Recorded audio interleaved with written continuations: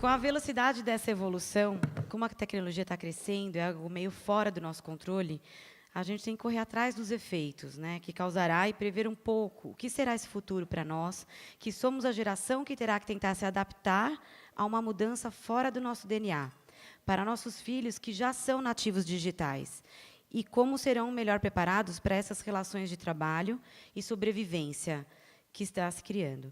Para começar com o primeiro ponto relevante da preparação dessas crianças e jovens, vamos abordar a importância de suas vivências na escola. Como hoje se constrói isso e os ajuda a enfrentar desafios, cair e levantar, experimentar e errar, para minimamente prepará-los para os desafios diversos. No caso aqui, receberemos agora profissionais que criaram uma proposta tão à frente do tempo, inovadora, que ainda com fórmulas que se adaptaram, estão super atuais e concorrem com as melhores do mundo. Podemos até dizer, mesmo num país politicamente menos estruturado como o nosso. E o outro ponto, que era um diferencial quando foi criado e hoje se enxerga como necessidade básica, é a vivência em uma outra língua, no caso o inglês, que é a língua mais falada do mundo, quase uma língua universal, e está cada vez mais presente no nosso dia a dia. Mas como surgiu isso nas escolas brasileiras?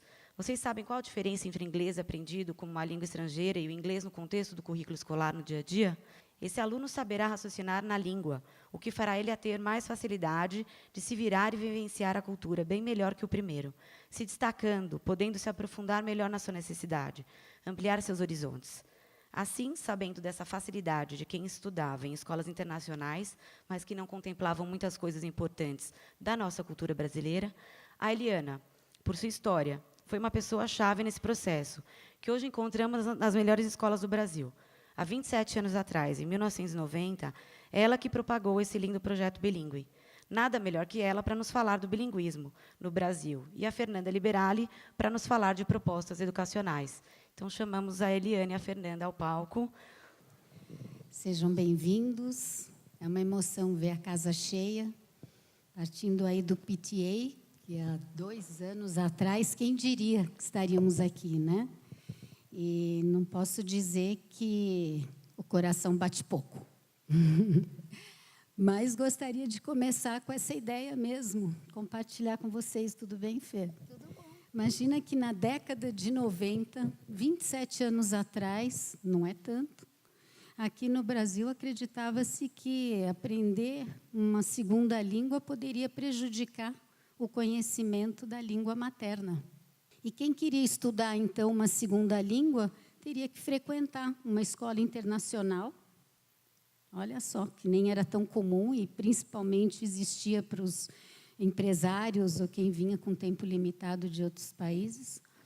Ou a frequência de escolas próprias de língua e apenas após os 10 anos. E, nesse contexto, nasceu o Stands Duo. Comecei a pensar criticamente.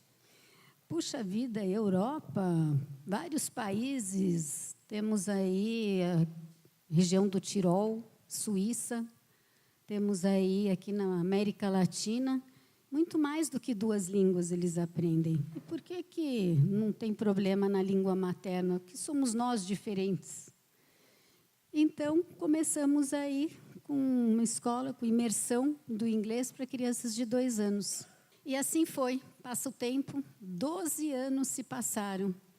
E então, a neurociência aprovou aí as sinapses, e aí chegou-se à conclusão que ficou valorizado aprender a língua inglesa muito mais cedo. Quanto antes, melhor.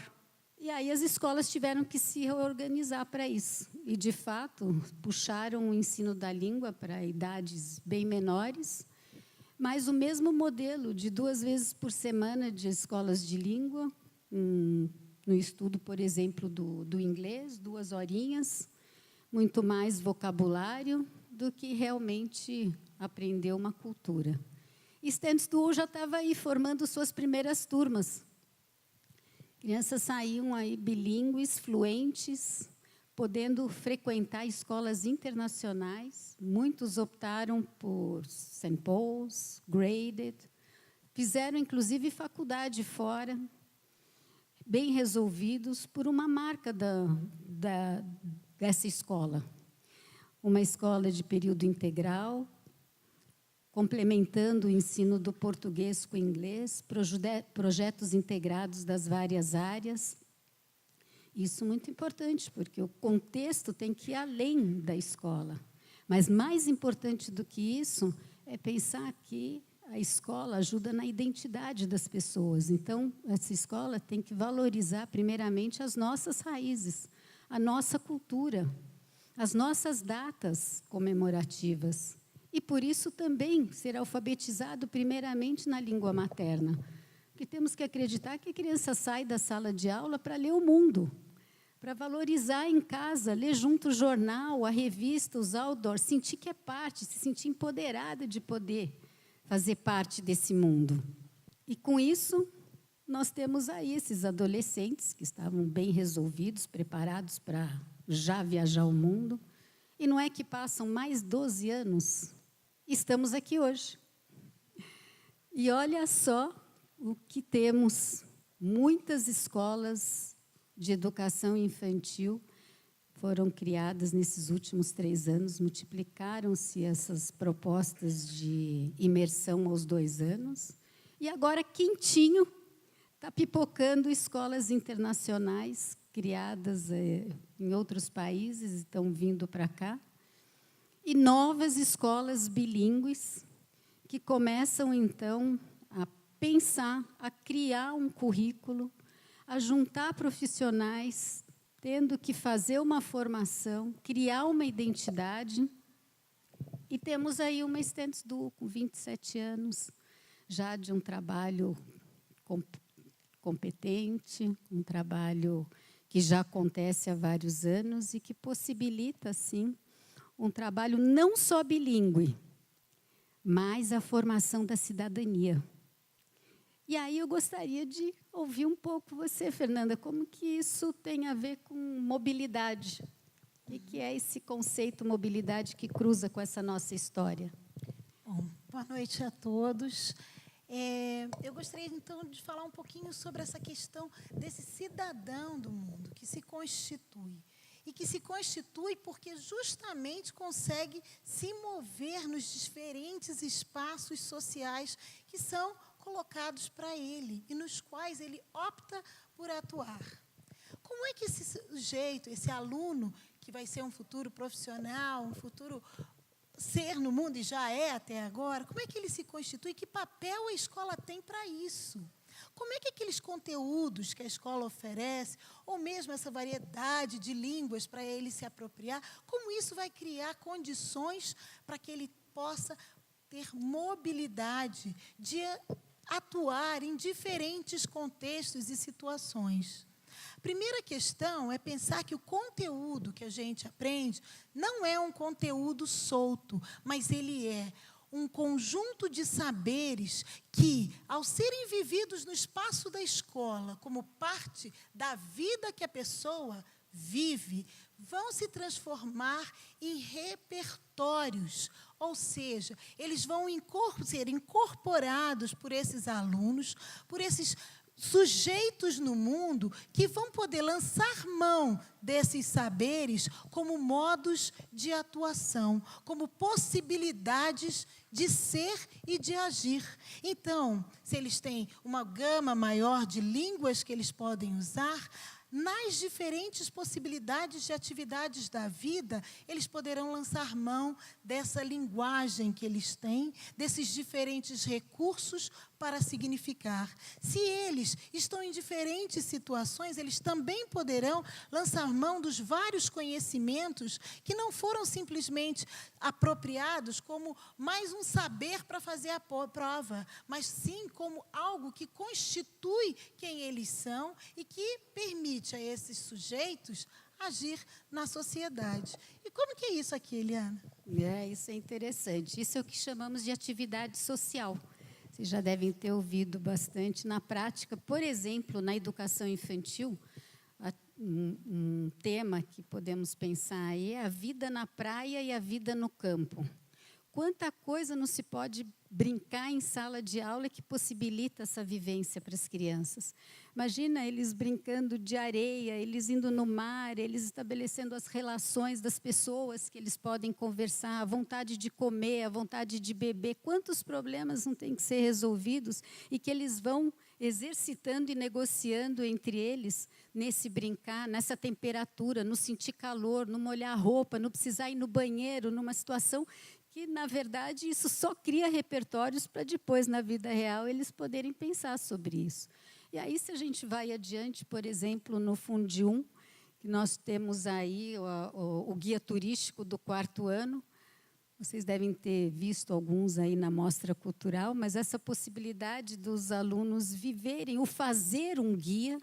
Que conhecimento a gente precisa na construção de fazer esse guia? As dificuldades de negociação entre as pessoas, os 4 ou 5 do grupo que estão concluindo a melhor forma. Como é que é a relação dos profissionais que estariam vendendo? Eles precisam conhecer os países. Essas informações precisam estar de acordo com aquilo que eles pretendem informar o cliente. E quem são esses clientes, com as perguntas e as dúvidas que eles têm? Tudo isso eles brincam no faz de conta, e é um exercício de fazer esse repertório para que eles possam depois, numa situação de vida real também, viver isso de uma forma real e sem a preocupação desse viver. E aí a gente tem no Fundi 2, por exemplo, a feira de urbanismo, onde eles vivem os vários profissionais que trazem aí as soluções para uma cidade que tem dificuldade, para um povo, para uma favela. E aí que problemas aparecem? O que seria um problema de educação? O que é um problema de saneamento? Veja como vai sofisticando essas brincadeiras que eles fazem aí na sala de aula. A gente chama de brincadeira, mas são atividades que possibilitam um pensar crítico. Pensar em tomar decisões importantes e fazer escolhas que têm valores fundamentais aí, valores que são trabalhados desde pequenos, valores de tolerância, justiça, respeito, a responsabilidade do que eles estão propondo. E depois tem ainda lá o modelo das Nações Unidas, quando eles representam os países, quanto eles não têm que saber desses países para possibilitar que realmente eles saiam da escola empoderados do que eles podem fazer aí fora. Então, isso é um trabalho contextualizado e que não é só ser bilíngue para isso, mas é se preparar para isso, não é, Fernanda? Reconhecer também, por exemplo, que todos os saberes têm valores, todos os saberes que eles trazem para a discussão, o que dizer em certos momentos, quando eu estou numa reunião, quando eu estou numa conversa com os meus amigos, que diferença faz e como eu trabalho com essas diferenças. Não é só saber. É saber ser, saber agir. Então, a gente constrói uma base para que eles possam, a partir daí, atuar em diferentes contextos da vida deles. E é isso aí, essa frase importante que a gente quer deixar, essa marca aqui hoje. Local Roots, Global Wings, que é a gente ter uma base muito sólida para que esses jovens possam alçar voo. Eles são o nosso futuro. E nós vamos aí ouvir alguns desses ex-alunos para vocês verem como eles saem bem resolvidos e podemos acreditar no futuro. Muito obrigada, gente.